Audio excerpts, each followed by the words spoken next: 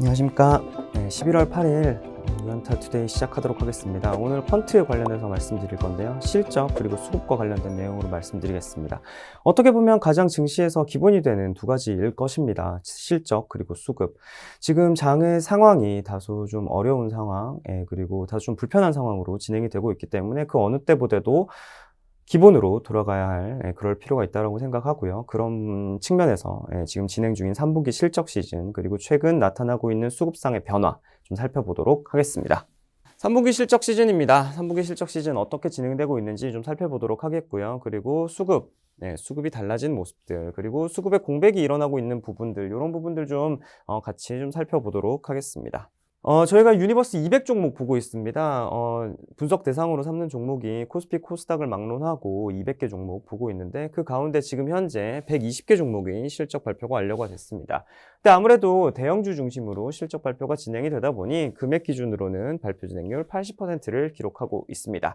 이 말인 즉슨 실적 시즌 이제 종반전에 접어들었다. 거의 끝나가는 그런 국면이다. 이렇게 보시면 될 것 같고요.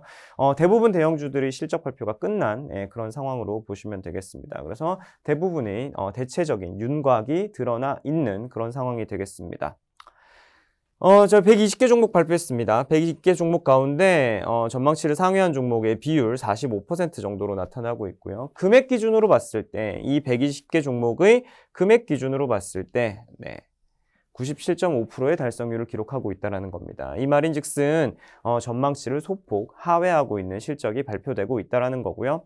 자, 남은 80개 종목이 12.6조 원 정도거든요. 그러다 보니까 지금 이미 발표된 거는 발표된 전망치는 50조 원 가량이고요. 그러다 보니까 이 달성률, 이 97.5%라는 이 현재의 달성률이 지금보다 더 높아지기는 쉽지 않다. 이게 이제 100을 넘어가려면, 전망치 달성률이 100을 넘어가려면 남아있는 이 종목들이 10% 이상의 어닝 서프라이즈를 기록해줘야 증시 전체 전망치 달성률이 100을 넘어가게 되는데 지금 상황으로 봤을 때는 그런 수치는 쉽지 않다. 이렇게 볼 수가 있겠고요.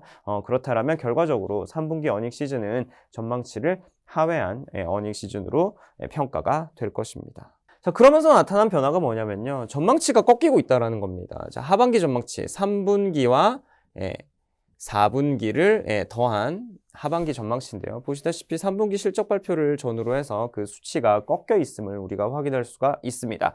자, 여기에는 분명히 3분기 잠정치가 들어갔겠죠. 3분기 잠정치가 포함된 그런 수치고요. 그 수치가 3분기 실적 발표를 전후로 해서 꺾이고 있는 모습이 확인이 되었다라는 겁니다.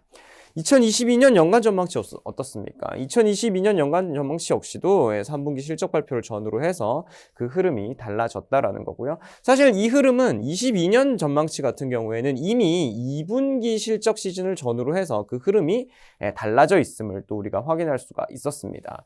자, 21년 하반기 전망치 같은 경우에는 2분기 실적 발표 이후에도 계속해서 상향 조정되는 모습을 보였지만 22년 전망치 같은 경우에는 2분기 실적 발표 이후로 이미 달라진 모습이 나타났고 최근 들어서는 그 흐름이 완전히 꺾인 모습으로 진행이 되고 있다는 겁니다.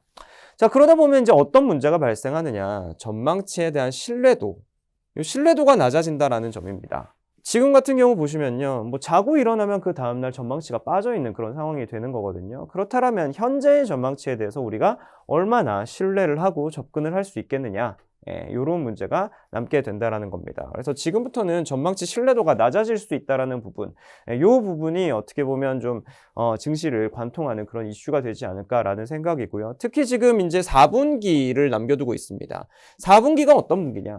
4분기는 계절적으로 어닝 쇼크의 분기입니다. 그러니까 이 4분기 어닝 시즌을 앞두고 있는 상황, 4분기를 앞두고 있는 상황에서 전망치에 대한 신뢰도가 낮아지고 있다? 그렇다면 4분기 그리고 그 이후의 전망치에 대해서 우리가 좀 달리 봐야 되지 않겠느냐. 지금까지 어떻게 보면 좀 긍정에 긍정을 더해서 좀 전망치가 과대 개정되어 있는 그런 부분이 있었다라고 한다면 이런 부분이 정상화될 가능성 좀 우리가 열어둬야 할 것 같습니다. 수급 관련된 부분입니다. 코로나 이후 증시의 수급을 이끌어왔던 것 개인이었죠. 코스피 개인 거래 비중 보시면 이게 이제 3월입니다. 작년 3월이죠. 20년 3월. 20년 3월 이후로 개인 거래 비중은 계속해서 60%를 상회해 왔습니다. 전체에서 코스피에서 개인이 거래하는 비중이 60%를 넘어왔다라는 거죠. 자, 그런데 10월 들어서 어떻게 됐습니까? 58%대로 빠지게 됐습니다. 58.1% 나왔거든요. 개인 거래 비중이 이렇게 빠졌다라는 점, 개인이 더 이상 지난 1년 6개월의 흐름과 같이 활발하게 거래를 하지 않는다라는 점입니다. 이 부분이 어떻게 보면 좀 수급의 그 성격을 바꿀 수 있는, 수급이 달라지면서 증시의 성격을 바꿀 수 있는 그런 문제라고 저는 생각을 하고요. 그동안 어떻게 보면 수급이 개인 중심으로 이루어져 왔다라고 한다라면 그 개인의 영향력이 낮아질 수 있는 그런 국면에 접어들었기 때문에, 그동안 봐왔던 장과는 조금 다른 장의 모습을 우리가 그려봐야 되지 않겠느냐라는 생각을 하고 있습니다. 자, 개인의 비중이 낮아졌다라면 상대적으로 누구의 비중이 올라갔겠습니까? 기관과 외국인의 비중이 높아졌을 것입니다. 자, 그런데 지금 현재 외국인의 매수를 기대하기는 좀 어려운 상황이다라는 것이죠. 그 이유가 뭐냐? 환율 때문입니다.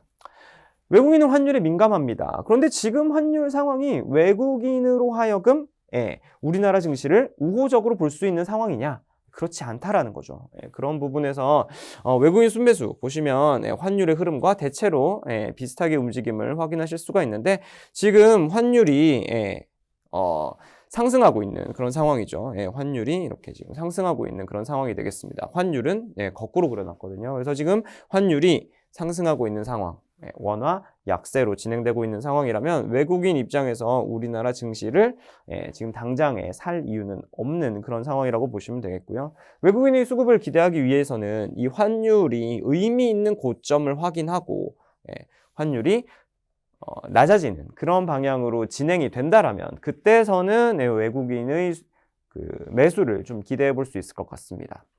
자, 개인의 거래는 둔화되고 있고, 그럼 상대적으로 기관과 외국인의 영향력이 높아지는 그런 상황인데 외국인이 매수를 할 수 없는 상황이다라고 한다면 지금 현재 우리나라 증시는 수급 공백을 어쩔 수 없이 겪을 수밖에 없는 그런 상황이다라고 보신다라면 다소 좀 보수적인 접근이 필요한 그런 때가 아닌가라고 좀 말씀드릴 수가 있겠습니다. 네, 이상으로 11월 8일 유한타 투데이 마치도록 하겠습니다. 감사합니다. 티레이더 유한타 티레이더 투자 타